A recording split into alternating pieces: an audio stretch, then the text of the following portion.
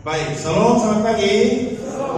Saya yakin saudara bersuka cita karena berkat sepanjang minggu ini pasti saudara menikmati. Ada yang senang, ada yang susah, ada yang duka cita, ada yang suka cita, bahkan juga ada yang dapat banyak, ada yang dapat sedikit. Tapi saya yakin bahwa apa yang Tuhan berikan tidak pernah membuat kita merasa terpuruk, tapi semua yang Tuhan berikan selalu mendatangkan kebaikan bagi kita semua. Amin saudara ya.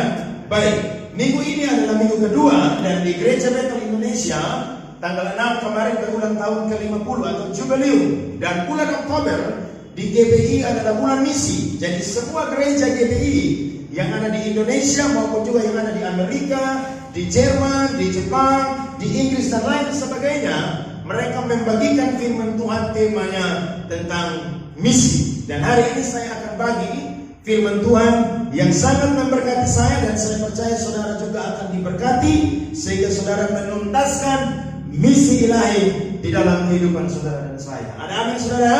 Baik, buka kitab saudara langsung saja 2 Timotius pasalnya yang keempat. 2 Timotius pasalnya yang keempat, ayatnya yang ke-6 sampai ayatnya yang ke-8. 2 Timotius pasalnya yang keempat, ayatnya yang ke-6 sampai ayatnya yang ke-8. Haleluya. Sudah dapat saudara? Amin. Kalau sudah dapat, baca bergantian, saya ayat 6, saudara ayat 7, dan sama-sama nanti di ayatnya yang ke-8. Saya mulai. Mengenai diriku, darahku sudah mulai dicurahkan sebagai persembahan, dan saat kematianku sudah dekat. Ayat 7. Aku telah mengalami yang baik, aku telah mencapai garis akhir, dan aku telah menjalani. 2, 3 sama-sama.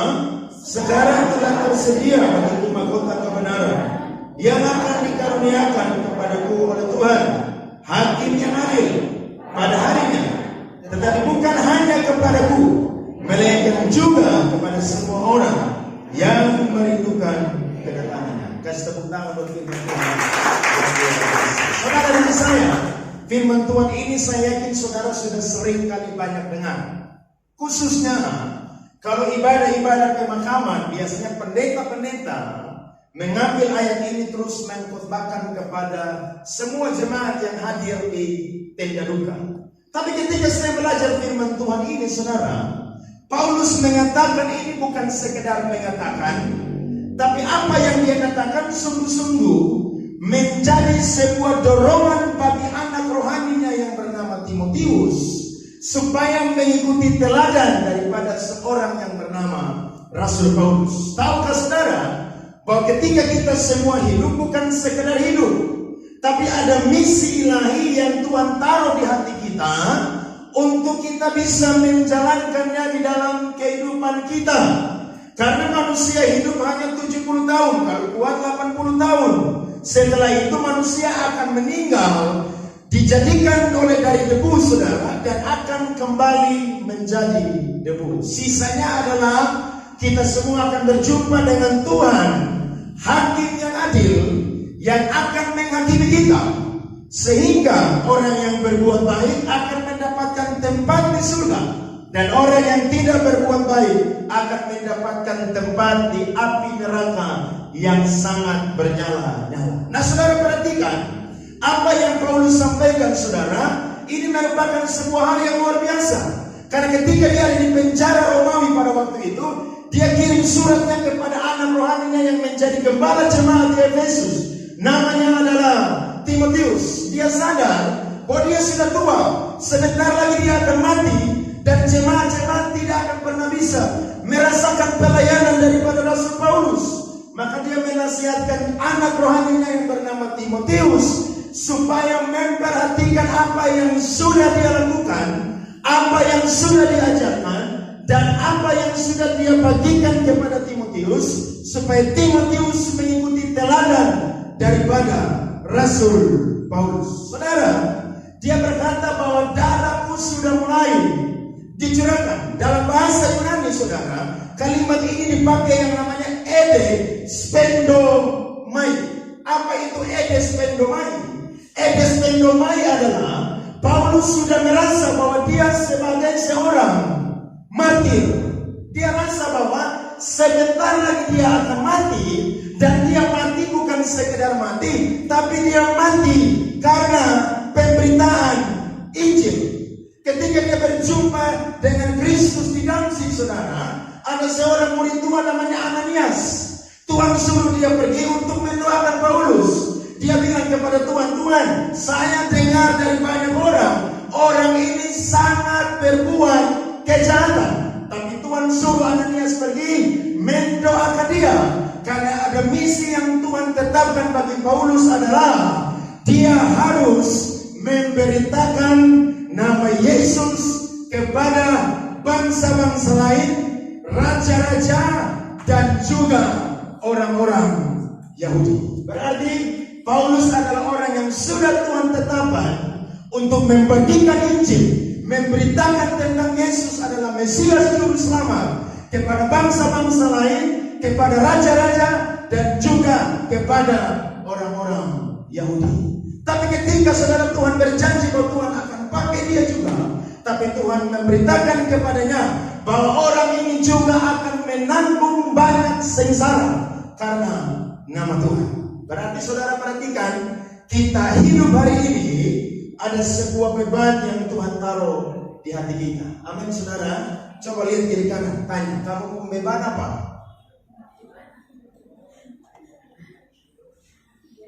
Bebannya cuma ngurus rumah tangga, bebannya cuma cari uang, simpan uang di rekening supaya banyak, bebannya kejar cita-cita setinggi langit, bahkan cari sampai negeri Cina.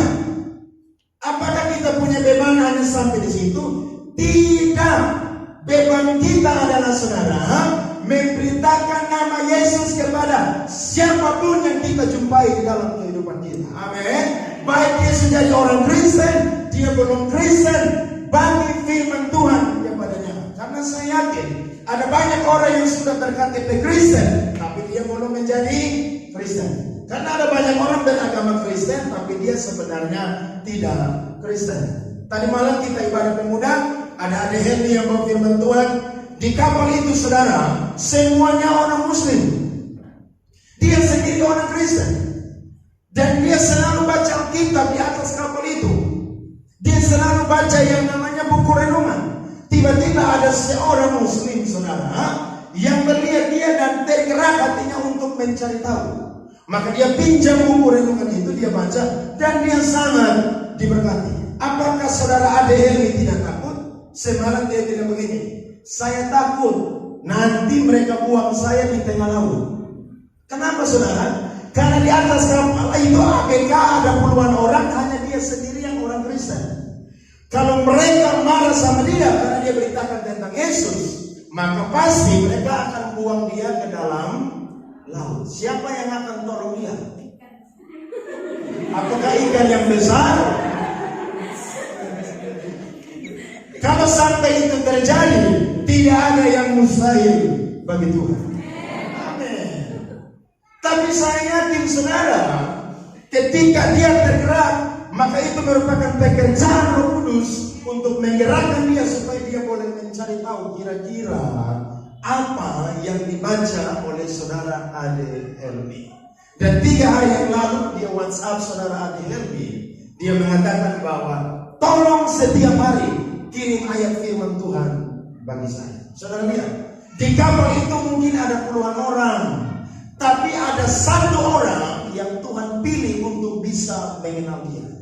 Dan saya yakin semua itu merupakan pekerjaan daripada Tuhan. Karena firman Tuhan bilang begini, "Bukan kamu yang memilih aku, tapi aku yang memilih kamu, untuk kamu pergi dan menghasilkan buah." Bahkan kita semua diselamatkan bukan karena jasa dan kebaikan kita, tapi itu semua karena kasih karunia Allah. Berarti semuanya mulai dari mana saudara? Tuhan. Kita ini cuma objek yang menerima, tapi subjeknya adalah Tuhan yang memberikan segala sesuatu di dalam kehidupan kita. Nah, saya mencatat saudara, kira-kira apa yang menjadi misi Paulus yang harus dia tuntaskan selama dia hidup. Ketika saya belajar Alkitab saudara, maka kurang lebih ada 3 hal yang Paulus lakukan untuk bisa menuntaskan misi ilahi di dalam kehidupan dan pelayanannya. Yang pertama adalah saudara, dia menanam gereja-gereja baru di mana Tuhan mengutus dia. Ketika dia mengalami perjumpaan dengan Tuhan, saudara, dia diutus oleh Tuhan pergi ke bangsa-bangsa lain.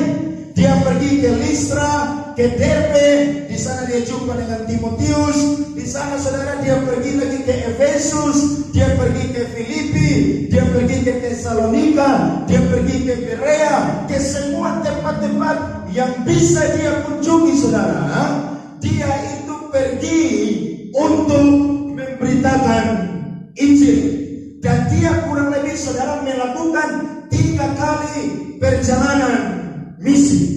Dia lakukan itu saudara karena dia tahu hidupnya adalah kesempatan yang Tuhan kasih untuk memberitakan tentang nama Yesus.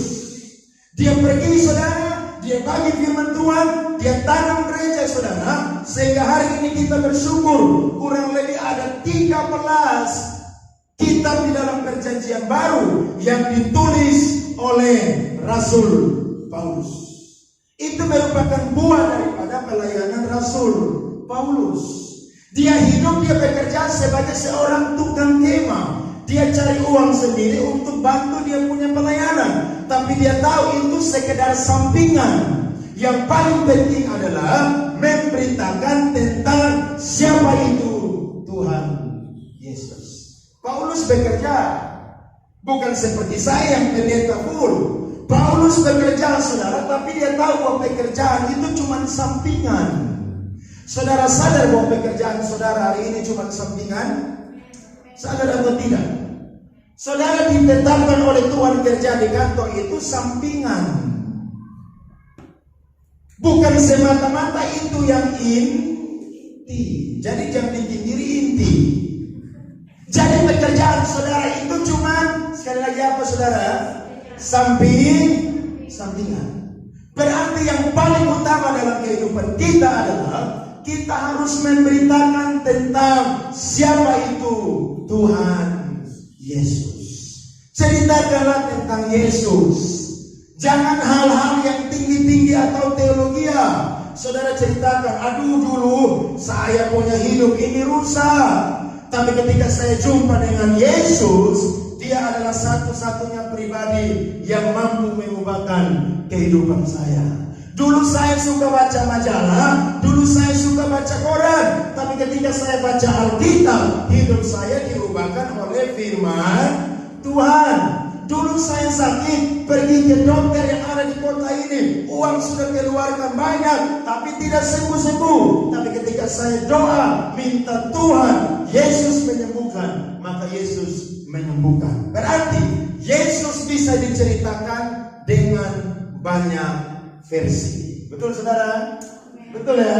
Kalau saudara ada di dunia medis, saudara ceritakan Yesus itu penyembuh. Kalau tidak percaya, saya doa pulang bawa obat ini nanti minum, percaya Yesus yang menyembuhkan. Ketika saudara berdagang, saudara ceritakan, tahukah Yesus itu adalah Allah yang kaya yang sanggup memberkati bisnismu dan pekerjaanmu. Saya dulu miskin, tapi ketika saya cinta dia, Tuhan mulai memberkati saya, mulai mengangkat kehidupan saya, bahkan juga usaha saya. Ketika saudara ada di laut, gelombang badai datang, saudara berkata bahwa Yesus sanggup menidurkan gelombang laut. Kenapa? Karena dia berkata, teduh, maka semuanya pasti teduh. Kita bisa ceritakan Yesus dengan versi kita masing-masing. Betul saudara? Jangan yang muluk-muluk. Jangan saudara cari bahasa Ibrani, bahasa Yunani, bahasa Latin, baru saudara pergi penginjilan orang. Jangan. Kalau saudara orang rote, jumpa dengan orang rote, bicara dengan dia bahasa rote. Kalau saudara orang sabu, jumpa dengan dia, bicara dengan dia bahasa sabu. Kan masih ada banyak orang yang jinitiu yang belum percaya kepada Tuhan. Ceritakanlah Yesus kepada mereka. Jangan tinggi-tinggi, tapi ceritakan kepada mereka dan jadilah teladan bagi mereka seperti yang dilakukan oleh Nuh. Dia khotbah 120 tahun, tapi dia tahu bahwa teladan hidupnya juga merupakan khotbah yang lebih kelihatan. Saudara lihat, Paulus menanam gereja-gereja, maka kurang lebih saudara ada 13 surat yang dia tulis. Jika ditambah dengan surat Ibrani, maka kurang lebih ada 14 surat. Yang kedua, apa yang Paulus lakukan saudara? Dia membagikan firman yang murni dan jelas. Dia tidak khotbahkan hukum Taurat, tapi dia mengkhotbahkan tentang Injil kasih karunia. Karena dia bilang bahwa manusia diselamatkan bukan karena melakukan hukum Taurat, tapi manusia diselamatkan karena iman yang diberikan oleh kasih karunia oleh Allah. Dia bagi firman Tuhan. Dia bicara dengan jelas, dengan murni, tidak pele-pele, atau orang Kupang bilang sembunyi-sembunyi. Atau Paulus bagi firman Tuhan tidak sesuai selera di mana orang-orang itu ada. Ketika dia ada di Athena, dia lihat patung-patung banyak.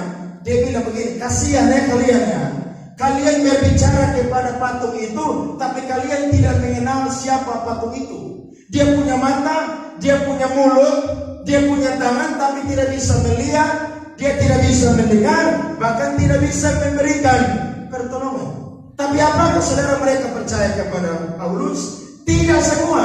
Justru mereka bilang dia adalah seorang pemfitnah. Memberitakan firman Tuhan saudara tidak selamanya saudara akan diterima. Ingat baik-baik. Membagikan firman Tuhan tidak selamanya saudara akan diterima. Karena ketika saudara bagi firman Tuhan, ada orang yang suka, dia akan mau dengar. Tapi kalau dia tidak suka, dia bilang kamu bicara terlalu banyak. Akhirnya orang pergi meninggalkan saudara. Tapi tidak apa-apa. Karena Paulus bilang kepada Timotius, sampaikanlah firman Tuhan, baik atau tidak baik keadaannya. Apa saudara? Baik atau tidak baik keadaannya. Jadi ketika ada kesempatan bagi firman, bagi. Tapi ketika tidak ada saudara, bagi juga. Karena itu merupakan masa-masa saudara menabur. Nanti ketika ladang sudah menguning, maka kita pasti akan menuai. Kenapa? Karena kita sudah tabur. Paulus bagi firman Tuhan saudara dengan murni dan jelas. Dia bicara apa adanya. Dia tidak sembunyi-sembunyi dosa, tapi ketika orang melakukan kesalahan, dia berbicara tentang dosa. Ketika orang belum diselamatkan, dia bicara tentang siapa itu Yesus dan Tuhan sebagai juru selamat. Dia tahu bahwa kepada siapa dia utus. Dia harus bagi firman Tuhan dengan murni dan jelas. Jadi saudara punya mulut jangan pintar untuk bicara acara-acara di televisi saja. Iya kan? Banyak orang kan kalau nonton televisi, apalagi acara-acara infotainment, pasti saudara habis dia nonton, dia ditanya, lu sudah dengar kok belum? Tadi nonton kok belum? Kenapa? Lebih rajin beritakan hal-hal yang sebenarnya tidak ada guna. Ada orang lagi saudara yang hobi tempel artis-artis punya foto itu di kamar. Dulu zaman saya SMP, saudara, SMA itu zaman sepak bola. Dan setiap orang saudara itu punya pemain-pemain bola idola tim. Ya, dulu zaman Del Piero, itu Del Piero itu ganteng sekali saudara, orang Italia. 11-12 saya lah. Oh tidak. Semua nona-nona saudara tempel fotonya Del Piero. Foto lagi saudara tempel Filippo Inzaghi. Tapi kalau yang cowok-cowok tempelnya Ronaldo karena kepala pelontos. Saya pikir-pikir setelah saya jadi anak Tuhan, kita kenal mereka, tahu mereka, tapi mereka bisa tahu kita siapa. Itu masalah di situ saudara. Lebih baik pasang Bapa dan Mama foto atau Tuhan Yesus foto di situ. Betul mesti tidak? Ada yang bela-belain sampai itu foto kalau hilang dari saya pun kamar kosong lihat semua ya. Padahal saudara, Del Piero, Inzaghi, Ronaldo tidak tahu siapa mereka. Saudara idola dengan mereka, tapi mereka tidak ada andil apa-apa dalam saudara kehidupan. Tapi ketika saudara mengidolakan Tuhan Yesus, seluruh kehidupan kita, Tuhan Yesus punya andil untuk melakukan segala sesuatu dalam kehidupan kita. Kasih tepuk tangan. Amin. Jadi foto Tuhan Yesus pajanglah di rumah. Ayat-ayat firman Tuhan pajanglah di rumah. Kenapa? Itu merupakan bagian saudara bisa bagi firman Tuhan. Ketika orang datang, orang lihat, waduh, dari saya masuk ini rumah, ruangan tamu, ya sudah ayat firman Tuhan ditulis di situ. Yohanes 3 ayat 16, iya kan?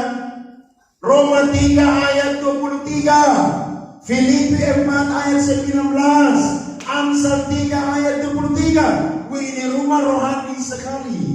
Kenapa? Karena ada firman Tuhan yang saudara taruh di situ.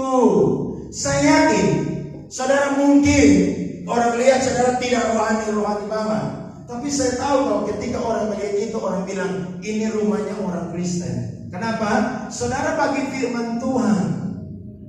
Jangan saudara tulis saja 5 hal yang tidak boleh dilanggar di rumah ini. Loh, orang masuk saudara, orang langsung bingung. Ini di rumah langsung ada aturan. Itu di ruang tamu. Nanti di ruang makan ditaruh lagi aturan. Nanti setelah orang makan, permisi orang mau ke toilet ke belakang, di dalam toilet lagi saudara ada aturan. Pokoknya dari ruang tamu, ruang makan sampai toilet semuanya ada aturan. Itu tidak apa-apa. Tapi alangkah lebih baiknya saudara taruh firman Tuhan di situ. Amin saudara. Karena itu merupakan bagian saudara bisa bagi firman Tuhan kepada orang. Minggu lalu saya bagikan, ketika saudara jadi orang Kristen, hari ini kita punya media-media untuk bagi firman Tuhan. Di Facebook saudara punya, ayolah kopi firman Tuhan dari Alkitab yang ada di handphone saudara, kirimlah di Facebook saudara, supaya orang ketika lihat, wow, hari ini firman Tuhan sangat menguatkan saya. Jangan saudara cuma kasih naik foto-foto, sebentar jalan-jalan di sini, sebentar makan di sini, sebentar belanja di sini. Itu bagus saudara, karena ada berkat yang Tuhan kasih. Tapi jangan lupa bagikanlah firman Tuhan yang kita dapatkan di dalam kehidupan kita. Amin. Jadi bagikan firman Tuhan. Paulus bagi firman Tuhan dengan murni dan jelas. Dan yang ketiga, kurang lebih apa misi saudara yang Paulus harus lakukan? Yang ketiga adalah dia membangun sebuah sistem pemuridan atau tidak setia. Paulus bukan sekedar kumpul orang-orang untuk ikut Yesus, tapi dia bikin sistem pemuridan supaya orang-orang di sana bisa hidup sebagai jemaat yang saling mengenal satu dengan yang lain. Gereja itu bukan restoran, gereja itu bengkel rohani, gereja itu rumah sakit rohani, gereja itu asrama rohani. Kenapa? Karena semua orang yang datang harus diterima. Tapi ketika diterima, hidup saudara dan saya harus mau diperbaiki. Di mana saudara? Di gereja. Ada seorang teolog namanya John Calvin, dia reformator hebat. Dia bilang begini, gereja adalah ibu. Ketika saya baca tulisan daripada John Calvin, saya kaget saudara. Karena dia bilang gereja adalah ibu. Kalau saudara mau kenal saudara punya bapak, kenalnya lewat siapa?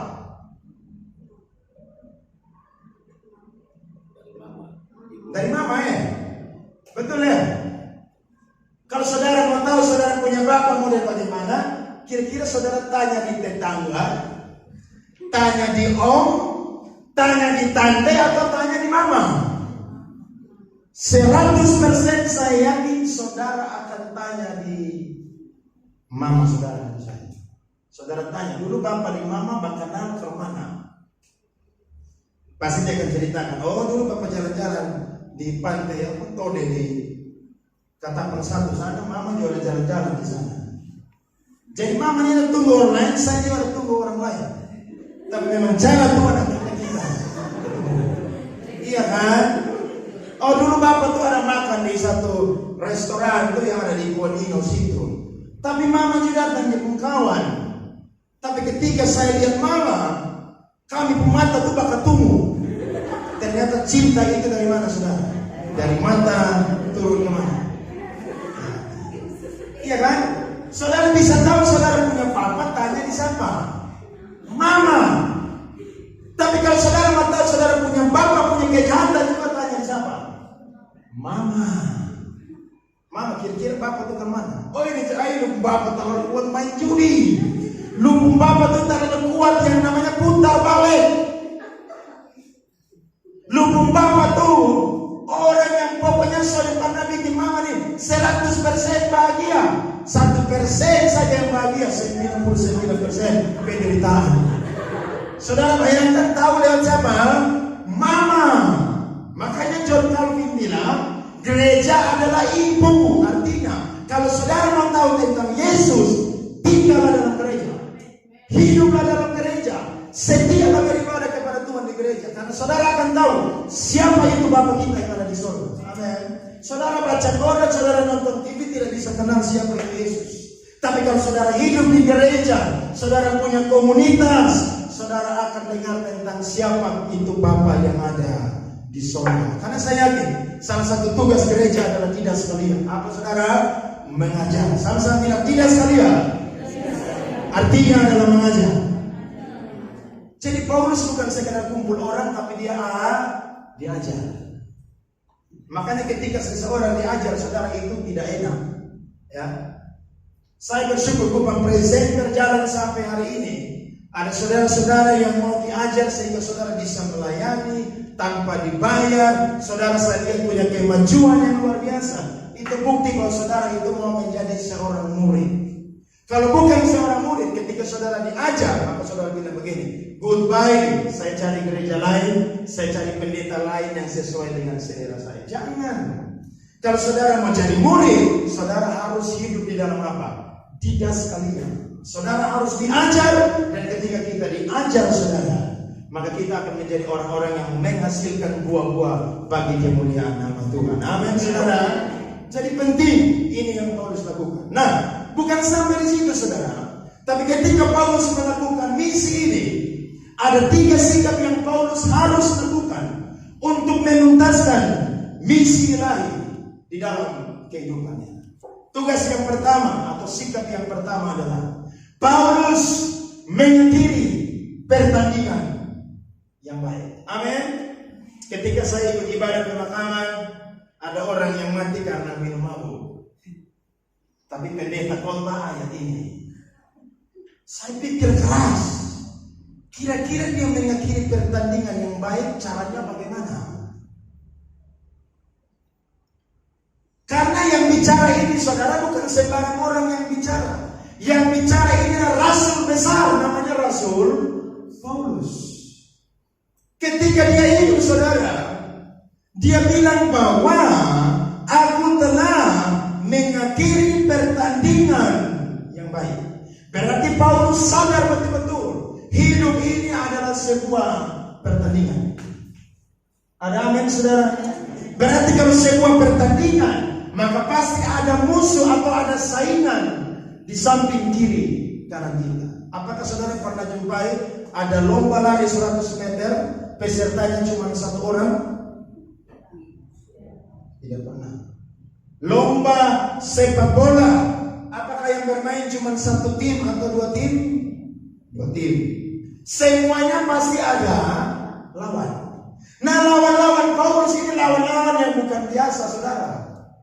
Lawan-lawan yang sangat ngeri, sangat jahat. Kenapa? Karena mereka punya koneksi dengan pemerintahan Romawi. Sehingga ketika Paulus melakukan apapun yang tidak sesuai dengan adat istiadat orang Yahudi, maka dia akan dilaporkan kepada pemerintahan Romawi. Sehingga dia harus ditangkap dan dia harus mengalami banyak hal-hal yang tidak menyenangkan. Musuh-musuh Paulus atau lawan-lawan di dalam pertandingan Paulus adalah orang-orang Yahudi, orang-orang Farisi, ahli-ahli Taurat, ya, tua-tua Yahudi, pemerintahan Romawi, orang-orang yang iri hati dengan pelayanan Paulus. Mereka semua merupakan lawan di dalam pertandingan dengan Rasul Paulus. Dan mereka bukan lawan yang ecek-ecek, tapi mereka adalah lawan yang sanggup menghancurkan kehidupan Rasul Paulus. Tapi apakah Rasul Paulus mundur saudara? Tidak. Paulus punya komitmen bahwa Tuhan yang memberikan sebuah pekerjaan yang baik, maka Tuhan juga yang akan memampukan untuk bisa melakukan segala sesuatu yang terbaik di dalam kehidupan Rasul Paulus. Saya yakin kita pun juga dipanggil untuk melakukan pekerjaan yang baik. Amin, saudara. Coba lihat Efesus 10. Firman Tuhan berkata, Efesus pasalnya yang kedua ayatnya yang 10, kita baca sama-sama. 1, 2, 3. Karena kita ini buatan Allah, diciptakan dalam Kristus Yesus untuk melakukan pekerjaan baik yang dipersiapkan Allah sebelumnya. Ia mau supaya kita hidup di dalamnya. Amin. Tuhan menyediakan bagi kita pekerjaan yang baik, bukan pekerjaan yang buruk. Itu sebabnya saudara dan saya harus mengakhiri pertandingan yang baik. Jangan mengakhiri pertandingan yang buruk, tapi mengakhiri pertandingan yang baik. Ini berbicara, saudara, bukan siapa yang dapat juara 1, siapa yang dapat juara 2, siapa yang dapat juara 3, tapi kita harus lari, saudara, supaya kita menyelesaikan pekerjaan yang baik yang sudah Tuhan persiapkan ketika Tuhan menciptakan kita, bahkan Tuhan juga menciptakan langit dan bumi. Paulus selesai. Bukan di tengah jalan dia berhenti, tapi tidak mengakhiri pertandingan yang baik. Ada satu lagu anak sekolah minggu yang terkenal, bunyinya begini. Di surga nanti pakai baju putih, atas kepala bermahkota emas. Sama-sama. Haleluya, memuji Tuhan, senang selamanya. Haleluya, memuji Tuhan, senang selamanya. Makanya orang Kristen meninggal semuanya pakai baju putih. Betul ya? Atau saudara pernah ada orang mati meninggal pakai baju merah? Semua pakai baju putih dari dalam, terus dari luar pakai apa? Jas. Keren ya, kalau ketemu Tuhan Yesus harus pakai jas. Terus pakai apa lagi? Celana hitam. Tidak ada kan orang meninggal pakai baju merah, celana merah, jas merah, sepatu merah. Tidak ada. Tapi pakai semuanya putih. Terus jas hitam atas bawah, terus pakai sepatu lagi hitam. Saya pikir, apakah Tuhan tergoda dengan dia punya pakaian putih? Tidak. Kenapa? Karena Tuhan tidak tergoda ketika Allah di peti mati berangkat ketemu Tuhan pakai baju putih. Seperti nyanyian tadi anak sekolah minggu, di surga nanti pakai baju putih. Kalau ada yang meninggal kesal, kalau saya mati jangan pakai baju putih, ganti. Pakai baju ungu seperti Mama Reke. Kalau ada yang hobi warna pink, kasih saya pakai baju pink. Loh, kita ikut sesuatu yang sudah budaya. Tapi itu bukan hal yang membuat Yesus tergoda dengan kita pakaian yang putih. Ada amin, saudara? Karena saudara tahu ketika kita meninggal, semuanya sudah selesai. Tidak ada lagi orang yang sudah meninggal kemudian pindah atas dia dikubur, setelah itu dia pun dosa diampuni. Itu ajaran yang tidak sesuai dengan Tuhan. Orang sudah meninggal berarti sudah selesai. Tinggal rohnya kembali ke Tuhan, tubuhnya kembali ke debu, dan tinggal tunggu hari yang ketika Tuhan datang, maka semua akan menghadap takhta pengadilan Kristus. Dan orang-orang fasik akan menghadap yang namanya takhta putih. Mereka akan disidang di sana. Semuanya akan dapat upah. Tempatnya ada di mana? Neraka. Nah, saudara lihat, Tuhan tidak pernah tergoda dengan penampilan luar kita. Yang Tuhan tergoda adalah bagaimana sikap hati kita. Kita mengakhiri pertandingan yang baik. Akhiri. Kalau saudara melayani Tuhan hari ini, akhirilah hidup saudara sampai saudara mati, saudara harus melayani Tuhan. Amin. Kalau saudara ini setia beribadah, akhirilah hidup saudara dengan pertandingan yang baik. Ibadah dengan setia sampai saudara mati dipanggil Tuhan. Karena Tuhan tidak lihat kita punya uang, Tuhan tidak kita punya gelar. Tidak. Itu penampilan luar yang bisa menipu manusia.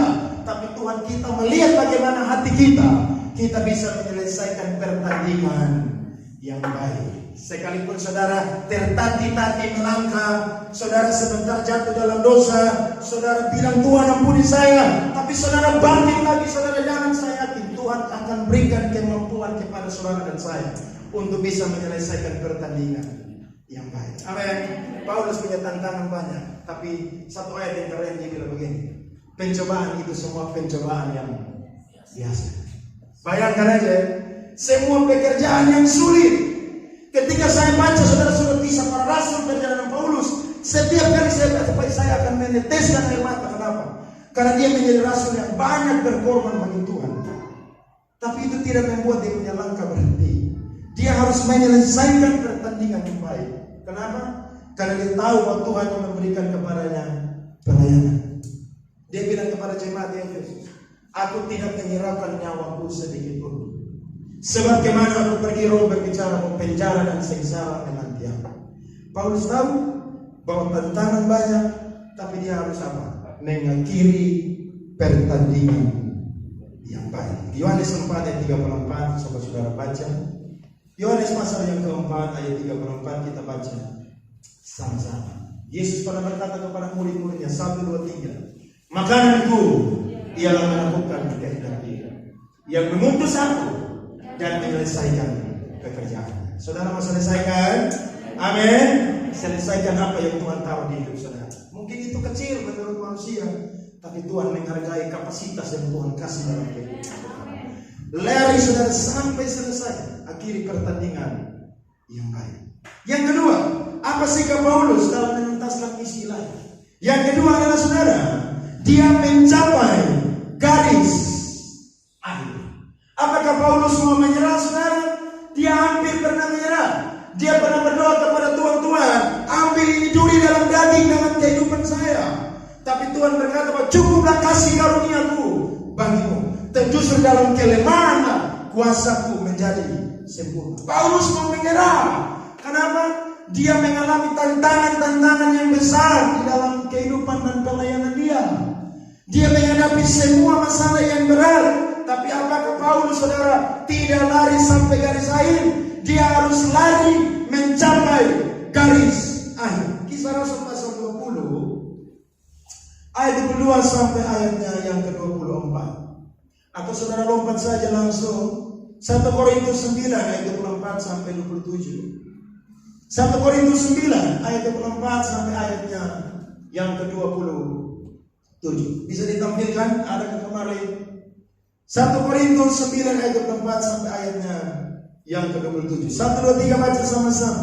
Tidak tahukah kamu bahwa dalam gelanggang pertandingan semua peserta turut berlaga, tetapi bahwa hanya satu orang saja yang mendapat hadiah. Karena itu larilah begitu rupa sehingga kamu memperolehnya. 25. Tiap-tiap orang turut mengambil bagian dalam pertandingan, menguasai dirinya dalam segala hal. Mereka berbuat demikian untuk memperoleh suatu mahkota yang fana, tetapi kita memperoleh suatu mahkota yang abadi. Sebab itu aku tidak berlari tanpa tujuan, dan aku bukan petinju yang sembarangan saja memukul, tetapi aku melatih tubuhku dan menguasainya seluruhnya, supaya sesudah memberitakan Injil kepada orang lain, jangan aku sendiri. Paulus beritahu, tapi dia tahu tantangannya berat. Apa yang dia harus buat saudara? Dia harus mencapai garis akhir. Kalau ada lomba lari 10 km, pasti ada juara 1, juara 2, dan juara 3. Tapi saya yakin di antara juara-juara yang ada, pasti ada orang yang sampai tengah jalan orang Kupang bilang dia suhe. Saya pernah nonton lomba lari, saudara, lari dari Bandara Penfui, finish di kantor gubernur lama yang ada di Samsat, Nekoten. Ketika saya nonton saudara di depan Hotel Sylvia, ada satu pelari saudara yang kurus kering, ya. Dia tidak ada perut, lemaknya mungkin 5%. Kalau saya lemak 90%. Saya lihat saudara dia lari saudara, tapi dia ini orang bilang semua mati. Kenapa? Karena panas dan haus. Sementara lari dari Penfui sampai di kantor gubernur. Saya pikir kalau saya yang lari, saya berhenti di Hotel Timore yang ada di Penfui. Saya bilang sudah selesai. Tapi ketika dia lari, saudara, ada yang sudah masuk juara 1, juara 2, juara 3. Saya ikuti orang ini, saudara, dengan motor. Karena sudah mau selesai, jadi orang bisa ikut dengan motor. Ketika saya ikuti, saudara, maka dia lewat terus sampai kantor sosial. Di depan kantor sosial ada belok kanan, Salon Scorpio atau Salon apa. Dia putar kanan, saudara, kemudian dia putar lagi kanan. Finishnya di depan kantor. Saudara tahu, dia lari napas sudah satu-satu, mungkin sudah naik dan sangat panas sekali, saudara. Tapi ketika dia masuk finish, saudara, dia langsung merebahkan diri dia. Saudara, orang yang juara, wartawan semua tinggalkan dia dan pergi ikutin orang. Ketika dia jatuh, dia punya guru pelatih bilang begini, jangan ada yang dekat-dekat, jangan ada yang sentuh dia. Tapi coba ambil sebuah kipas untuk kipas dia karena kepanasan. Ketika kipas dia, saudara, 15 menit kemudian dia sadar. Dan ketika dia sadar, wartawan tanya kepada dia, "Kakak, kenapa lari sampai finish?" Dia bilang begini, "Di dalam klub lari saya, pelatih saya mengajarkan bahwa setiap kalian yang mau menjadi seorang pelari harus lari sampai garis finish." Wih, saudara tahu, orang semua datang, saudara, mengikuti itu yang namanya percakapan dengan dia. Dan ada banyak orang, saudara, bisa lihat matanya berkaca-kaca, apalagi ibu-ibu, saudara, gampang terharu dengan hal demikian. Saya pikir-pikir, Alkitab juga bicara demikian. Paulus bilang apa? Dia telah mencapai garis. Karena dia tunggu sebentar lagi, dia pun kepala akan dipenggal oleh Kaisar Nero. Dia sudah mati. Makanya dia bilang begini, aku telah mencapai garis akhir. Satu pertanyaan, mungkinkah ketika Tuhan memanggil kita, kita masih punya kesempatan seperti Rasul Paulus? Sebelum kita mati, kita punya istri, kita punya anak, kita punya pelayan, kita punya teman-teman seiman. Terus saudara bilang begini, saya sudah mencapai garis akhir. Wih, itu sebuah pernyataan, saudara, yang sangat dalam sekali dan membuat setiap orang yang mendengar itu pasti akan tergugah hatinya. Dulu film The Passion of the Christ itu diputar. Setiap kali diputar, semua orang menangis. Betul ya? Apalagi ibu-ibu yang bilang begini, "Dong tuh talar saja.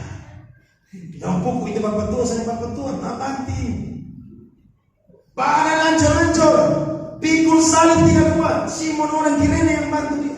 Sampai di Golgota, dong kasih pakai dia mahkota duri, dong tikam dia punya lambung, dong baku dia, dong terlalu kurang aja. Tapi cuma sekedar sampai di situ saja. Kenapa? Karena film yang menggugah hati. Setelah habis nonton film, bikin apa? Maki orang. Gereja hari Minggu, tidak gereja. Cuma sekedar sampai di situ. Padahal Tuhan mau seperti Kristus sampai garis akhir, kita juga harus sampai garis akhir. Amin. Seperti Paulus sampai garis akhir, kita harus sampai garis akhir. Ketika kita meninggal, ya, ada mahkota yang Tuhan sediakan di dalam kehidupan ini. Mahkota kemuliaan, mahkota sukacita, mahkota kebenaran, mahkota yang abadi, dan lain sebagainya. Saudara dan saya harus apa, saudara? Mencapai garis akhir. Wahyu 3 ayat yang ke-10 berkata, "Karena engkau menuruti firman-Ku untuk tekun menantikan aku, maka aku pun akan melindungi engkau dari hari pencobaan yang akan datang atas seluruh dunia untuk mencobai mereka yang diam di bumi." Saudara tahu, COVID merupakan sebuah hal yang Tuhan izinkan untuk mencobai semua orang yang ada di muka bumi. Tapi saudara percaya, Kalau kita anak Tuhan, pasti kita akan dimampukan untuk bisa keluar menjadi seorang pemenang. Amin. Karena Tuhan bilang Tuhan janji. Itu sebabnya, ayo seperti Paulus, capai garis akhir. Meskipun saudara jatuh berdarah-darah, ayo come on, bangun, lari. Jatuh, lari. Sampai apa saudara? Sampai finish. Meskipun tidak dapat juara saudara, tapi saudara sampai garis finish. Ada seorang pelayan namanya Thomas Aquila. Dia dikirim oleh bangsa untuk ikut Olimpiade. Ketika dia lari saudara, juara 1, juara 2, juara 3 semuanya sudah masuk. Hanya dia sendiri saudara yang di belakang dan finish paling terakhir. Tapi ketika dia berlari saudara, sepanjang jalan dia itu penuh dengan darah. Kenapa? Karena kaki dia hancur. Orang bilang berhenti Stephen, tapi saudara dia paksa lari, dia lari terus saudara. Dan akhirnya dia sampai garis finish. Pada ketika dia sampai garis finish, juara 1, juara 2, juara 3 sudah dapat piala, semuanya sudah turun. Orang semua sudah mau pulang. Tapi ada satu orang yang kelihatan lari dengan tertatih-tatih dengan berdarah-darah. Namanya Stephen Aquila. Ketika dia lari sampai garis finish, semua orang datang, wartawan datang kepada dia. Mereka bertanya kepada Stephen, kenapa kamu melari sampai finish padahal kamu punya kaki sudah hancur? Dia bilang, ketika saya mau dikirim ke Olimpiade, saya jumpa dengan presiden saya. Dan presiden saya bilang begini, kamu harus lari sampai garis finish. Dia mau menyerah, tapi dia ingat bahwa ada pesan dari dia punya presiden. Saudara, pelayanan menjadi Tuhan bukan sebuah kompetisi yang mencari juara 1, juara 2, dan juara 3. Tapi yang Tuhan cari adalah saudara harus apa? Lari sampai garis akhir. Tantangan boleh banyak, tapi jangan pernah saudara menyerah. Kenapa? Karena ada Kristus di dalam kehidupan kita.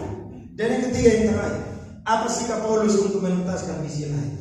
Coba kita lihat firman Tuhan tadi, 2 Timotius pasal yang keempat, ayat yang ke-7c berkata, dan aku telah memelihara iman. Imannya apa saudara? Dipelihara. Pemeliharaan iman ini saudara tidak gampang. Kenapa?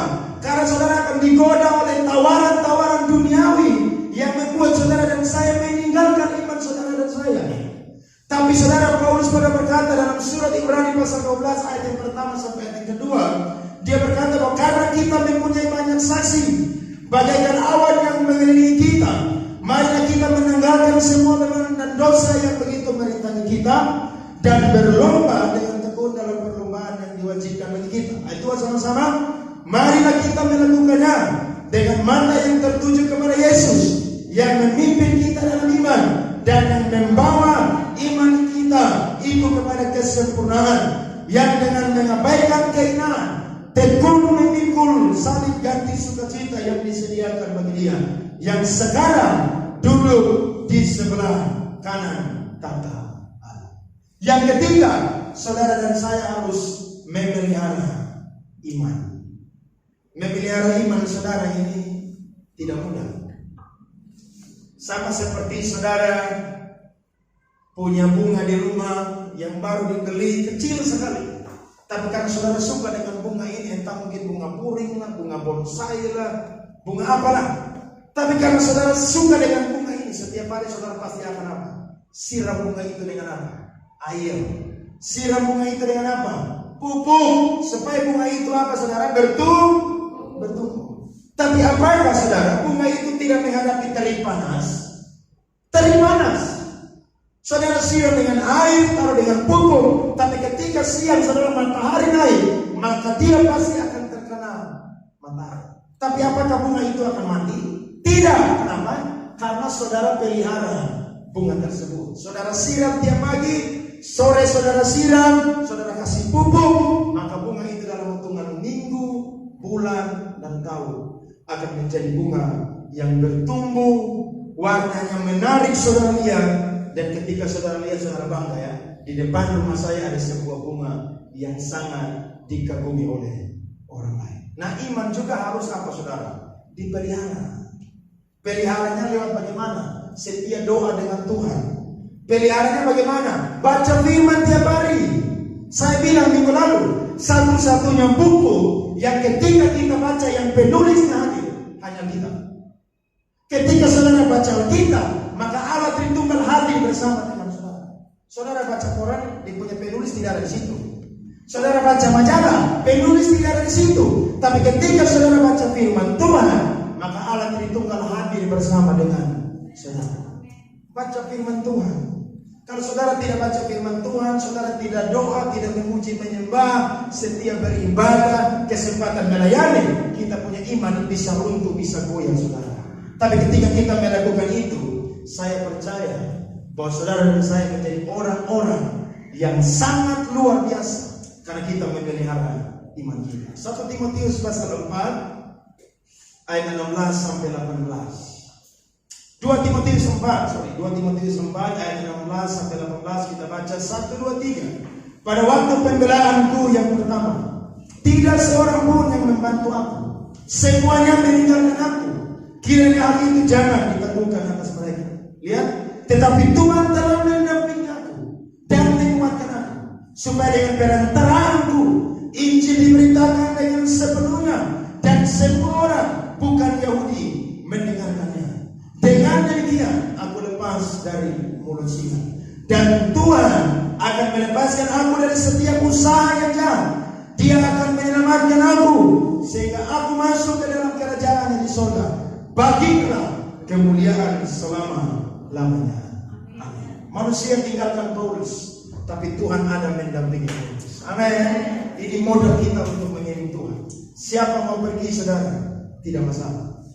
Kalau manusia meninggalkan kita itu sesuatu yang biasa. Tapi kalau sampai Tuhan meninggalkan kita, itu bencana yang paling hancur dalam kehidupan kita.